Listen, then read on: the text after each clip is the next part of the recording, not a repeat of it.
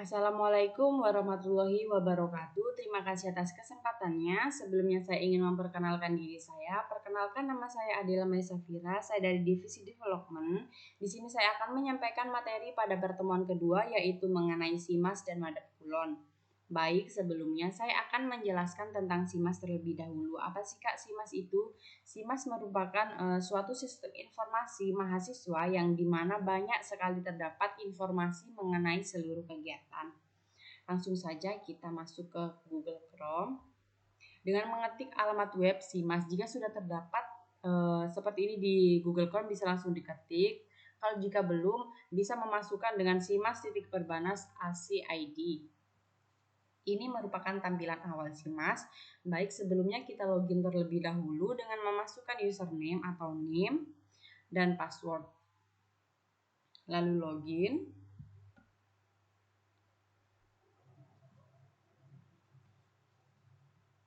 Ini merupakan tampilan utama setelah login dari SIMAS. Dan di sini terdapat di atas bagian kiri terdapat sigap. Untuk bisa mengenal, bisa memutar video sigap. Atau juga di sini ada buku panduan sigap yang bisa dibaca-baca. Coba kita buka. Nah, ini merupakan buku panduan sigap, penyampaian aspirasi kepada unit kerja. Bisa dibaca di sini.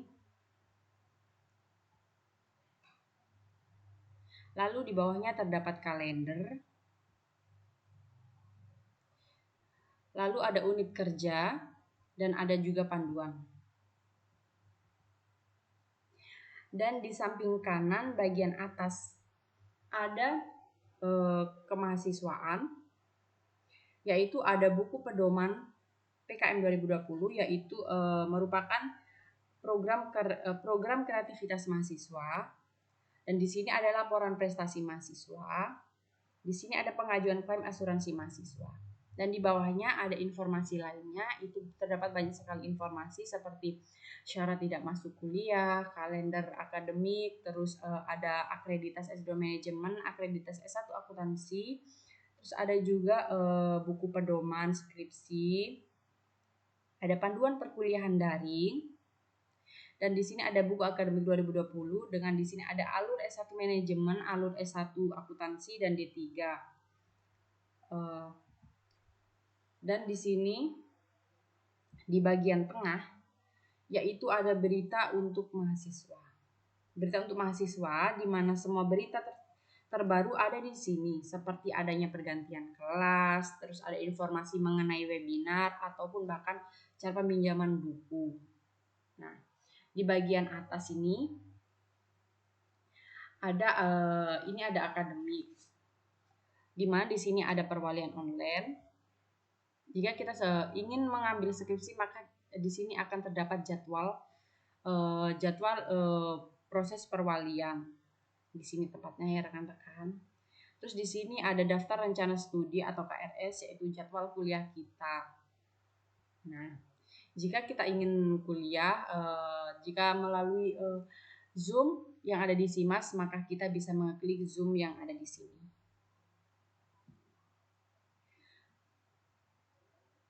Lalu di sini ada prestasi kuliah, yaitu kehadiran kuliah kita. Kalau ingin mengontrol apakah dosen sudah benar memasukkan kita dengan memasukkan hadir atau tidak hadir, bisa dilihat di sini. Terus di sini ada jadwal ujian jika kita sedang melakukan UTS atau UAS, terdapat di sini.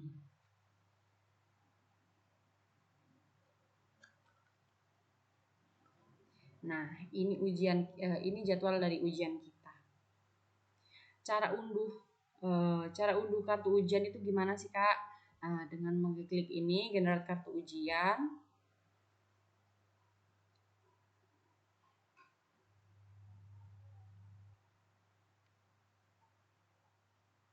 Biasanya kalau banyak yang buka itu agak sedikit lemot ya rekan-rekan ya.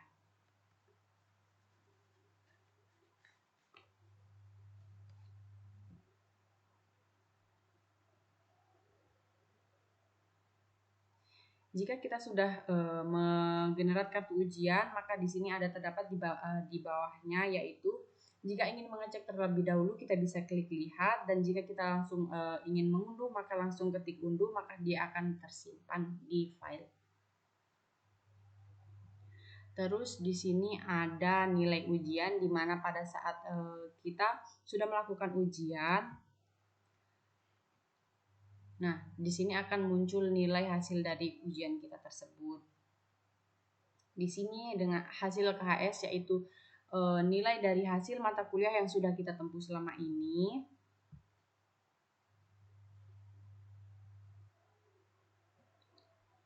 Lalu di bawahnya ada kinerja IPK, yaitu hasil dari IPK kita dari semester 1 sampai semester akhir nanti. Di sini ada tugas skripsi. Terus di sini ada jadwal, dimana kalau ingin menginput kayak di musik KRS-an itu bisa lihat di sini dengan jadwal kelompok MK. Nah, untuk menyesuaikan jadwal atau menyusun jadwal agar tidak terjadinya bentrok pada mata kuliah. Nah, di sini. Nah, lalu di sini ada jadwal kuliah rencana studi atau jadwal ujian proposal TA, ada jadwal ujian TA, di mana di sini ada jadwal tugas akhir skripsi, ada panduan USKAD dan ambil ijazah. Dan di sampingnya ini ada library, yaitu terdapat pinjaman buku. Jika kita sudah pernah meminjam buku, itu terdapat data di sini buku apa saja yang sudah kita pinjam. Dikarenakan saya tidak pernah meminjam, makanya tidak terdapat data di sini. Terus di sampingnya ada student resources, yaitu di sini ada mengenai keuangan, kewajiban mahasiswa. Di sini kewajiban mahasiswa terdapat ada tanggal-tanggal juga, bagaimana jatuh temponya tanggal. Nah, lalu di sini ada data pribadi. Lalu ada update data nomor HP jika kita ingin mengganti nomor HP kita atau sudah mengganti nomor atau nomornya hilang atau HP-nya hilang atau seperti apa, itu bisa kita ganti di sini. Nah, terus di sini ada informasi mahasiswa, ada juga soft skill. Kak, gimana sih cara input soft skill?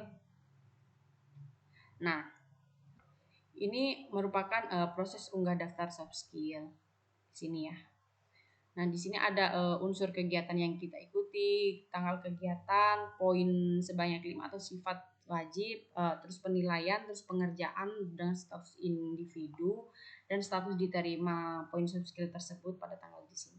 Itu jelas terdapat di situ. Gimana sih Kak cara nambah soft skill itu di sini? Jika ingin memasukkan sertifikat hasil dari seminar atau webinar yang udah pernah kalian ikuti, yaitu di mana di sini dimasukkan unsur soft skill, yaitu kita ikut melalui pengenalan bakat, minat itu seperti lomba atau pengabdian masyarakat dengan menyebutkan di sini nama kegiatan tersebut apa dan tanggal kegiatan itu kapan.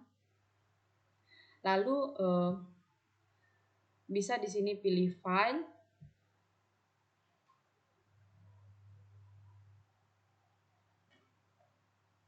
dan memilih file.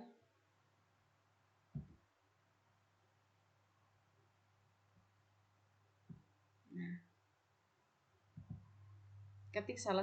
klik dari salah satu sertifikat, lalu klik buka, lalu klik upload dan klik simpan.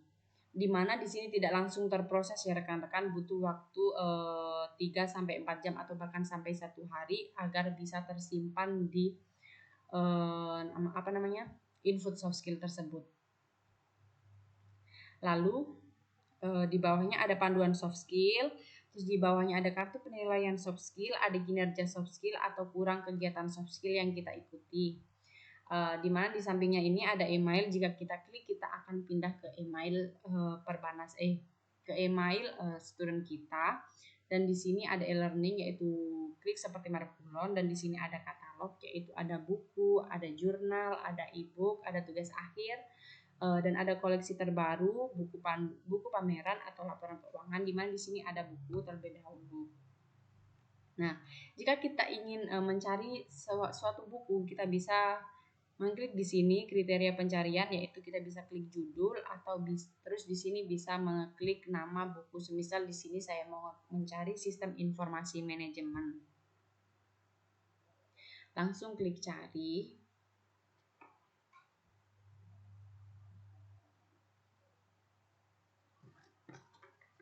Nah, ini keluar ya buku-buku yang kita cari tersebut, yaitu ada di sini judul Sistem Informasi Manajemen Rumah Sakit Integrasi, dan ada nomor kelas, judul, pengarang, bisa dilihat dari sini. Terus ada jumlah, dan di sini tersedia di buku di kampus 1 dan di kampus 2.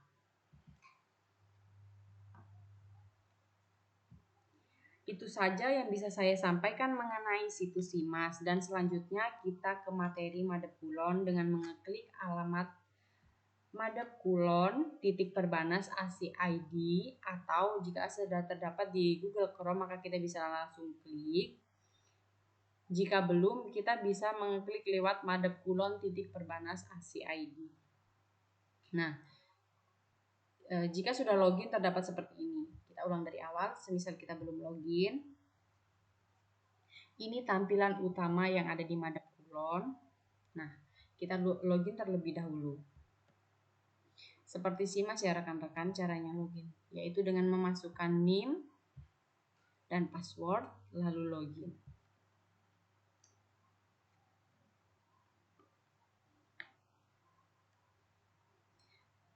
Dan ini halaman utama pada Madep Kulon. Di sini ada sheet home, ada kalender, ada private file atau macros. Di mana di sini ada home, yaitu halaman utama pada Madep Kulon. Dan di sini ada UHW Perbanas, dan ini ada sistem informasi mahasiswa, di mana kalau kita klik kita akan pindah masuk ke alamat SIMAS. Dan di sini ada program studi.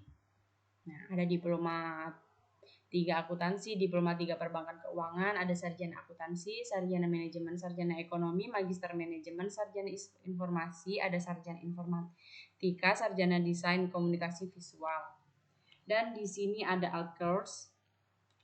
Nah, di mana kita jika ingin melihat jadwal ujian kita bisa klik di sini, UTS atau UAS online. Nah, di sini. Lalu mengklik lagi. Nah, di sini terdapat tampilan seperti ini. Bisa kita klik nanti jika sudah masuk ke semisal di jadwal ujian kita jam segini, kita bisa langsung klik and more. Nah, terus di Alcourse lagi. Terus kita jika ingin mencari mata kuliah misal S1 akuntansi, kita cari di sini. Nah, ini ya tampilan utama. Kita mau cari mata kuliah apa sih, Kak? Nah, ini banyak ya sekali mata kuliah yang ada di S1 akuntansi. Di S1 manajemen, D3 akuntansi juga terdapat seperti ini tampilannya. Lalu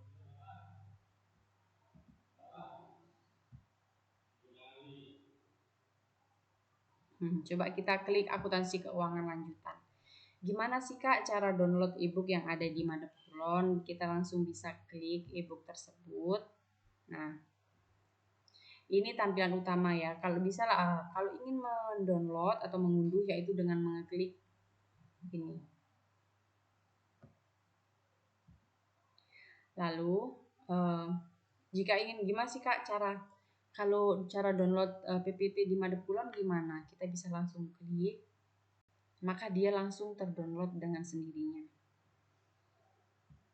Terus banyak kemarin ada Mapem yang nanya itu, Kak, yang centang biru di samping ini kita centang sendiri atau gimana?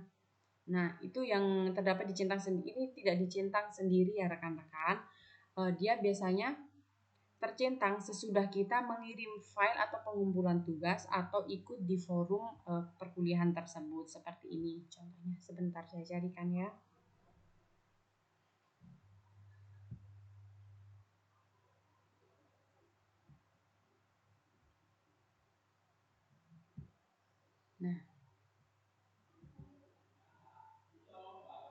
Nah, jika kita sudah ikut di forum tersebut itu akan centang biru. Sebentar, saya carikan.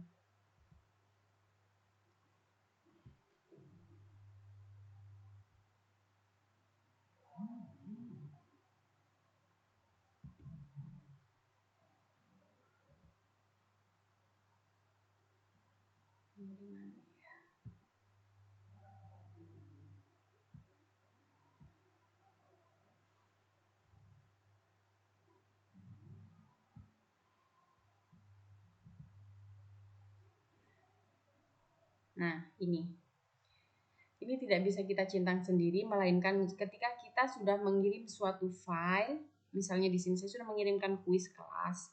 Nah, dia akan tercentang biru seperti ini.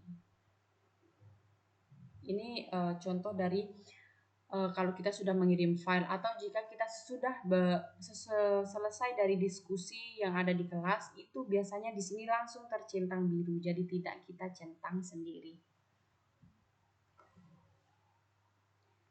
Seperti itu ya rekan-rekan cara penggunaan dari madep kulon tersendiri. Itu saja yang bisa saya sampaikan untuk pertemuan kedua kali ini. Lebih dan kurangnya saya mohon maaf. Semoga kalian selalu diberikan kesehatan selalu. Jangan lupa jaga kesehatan ya rekan-rekan. Tetap menggunakan masker jika ingin berpergian. Wabillahi taufik wal hidayah. Wassalamualaikum warahmatullahi wabarakatuh.